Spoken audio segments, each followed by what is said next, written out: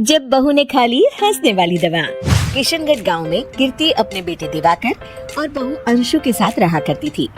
तीनों बहुत ही हंसी खुशी अपना जीवन व्यतीत कर रहे होते हैं। अरे बहू, आज खाना मैं बना देती हूँ। नहीं माँ जी, आप क्यों तकलीफ कर रही हैं? आप आराम कीजिए, खाना मैं ही बनाऊंगी।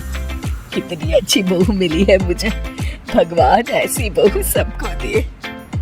सब कुछ ठीक चल रहा होता है कि एक दिन गलती से अंशु हंसने वाली दवा खा लेती है। बस उस दिन से सब कुछ बदल जाता है।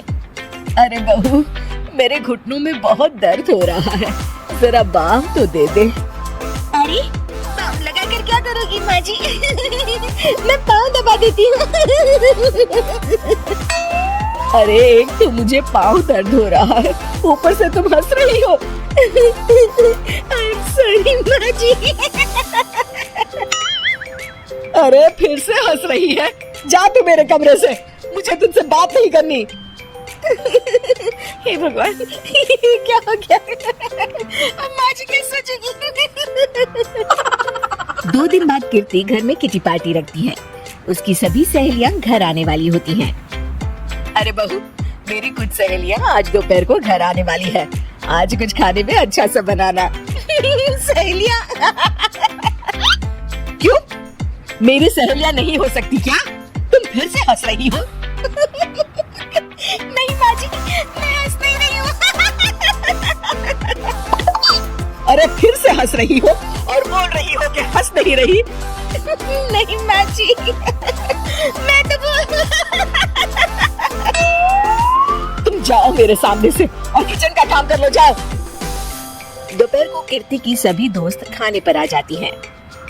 अरे वाह, घर तो बहुत सुंदर सजाया है कीर्ति।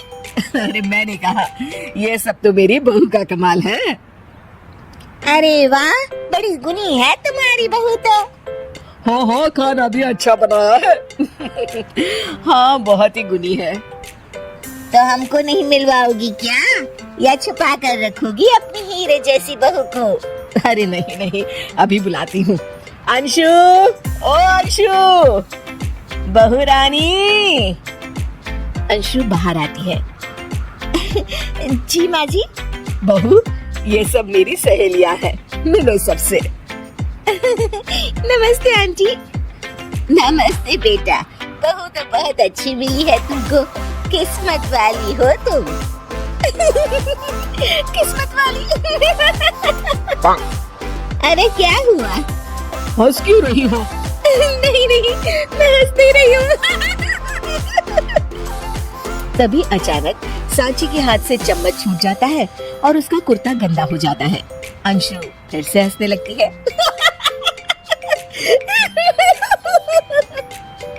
इधर सब सहेलियां गुस्सा होकर चली जाती हैं। कीर्ति भी नाराज होकर अपने कमरे में चली जाती है। हे भगवान, ये मैंने क्या कर डाला?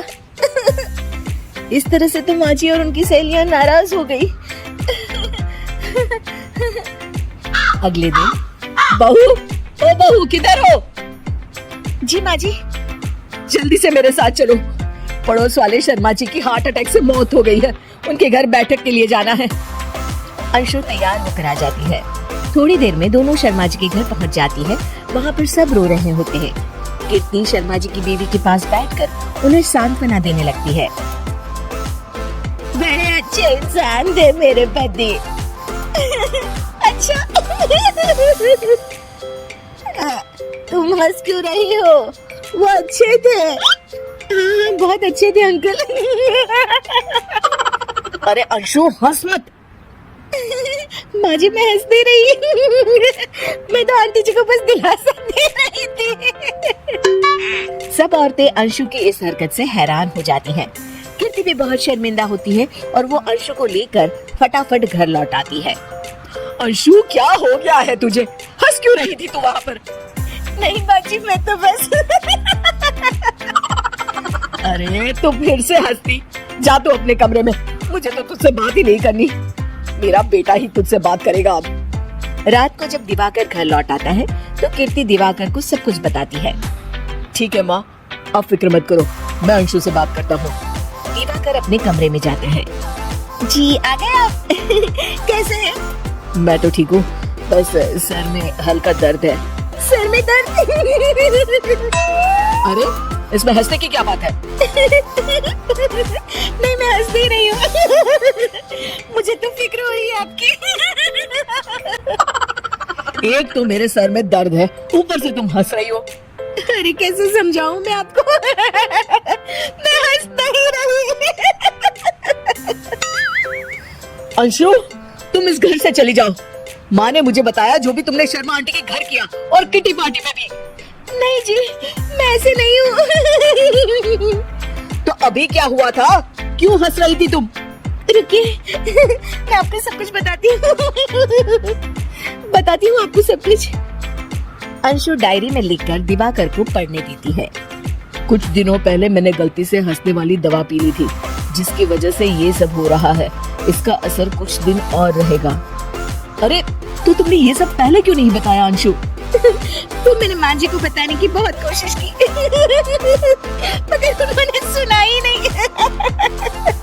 अरे ठीक है, मगर वादा करो जब तक दवाई का असर ठीक नहीं हो जाता तुम घर से बाहर नहीं जाओगी। नहीं जाऊंगी। और हंसूंगी तो बिल्कुल नहीं। लो तुम तो फिर से हंस दी।